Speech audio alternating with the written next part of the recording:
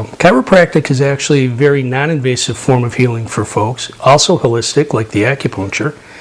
It's been around for a long time. There are references of spinal manipulation in China going back 2,700 years. In Greece, there's references made as long as 1,500 years ago. The current model that we use for chiropractic on patients has been around in the United States a little over 115.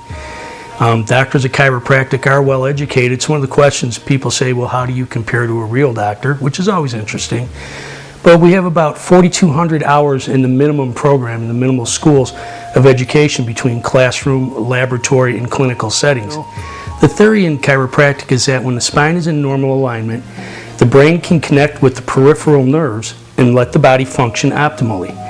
What happens when you have a subluxation, or what they call a myofascial adhesion, limited muscle movement and injury, you impede that flow. The nerves get compression and they can't do what they're supposed to do. What winds up happening is you can have back pain, you can have limited range of motion, you can have internal disorders like gut pathology and bedwetting in children. And chiropractic can help all of these without ever having to do anything invasive to the patient. I've had some interesting cases with chiropractic. I had a professor at a local university, he was a department head, that had injured his back and was to the point where he couldn't even do his lectures without taking medications.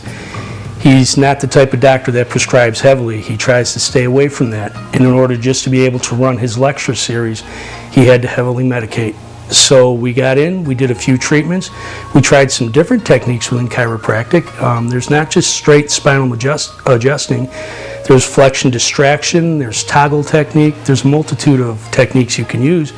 And through several of these techniques, we got him back on his feet in about 4 weeks. He no longer medicates, and he's one of my greatest referrals for patients. I had another individual who had something called torticollis. Something causes the neck, whether it's trauma, whether it's drugs, to make the head get stuck in a rigid position. They're only able to turn partially to one direction or another. I took this patient on. He had suffered the condition. It came on after one night of being out. He woke up in the morning and he wasn't able to move his head. He'd suffered for about 7 years with it. I treated him for approximately 3 months. We were able to restore about 75% of his range of motion. So that's key. I mean, you need to see where you're going when you're driving. You need to be able to function properly in your life. So it's another instance where chiropractic was very beneficial.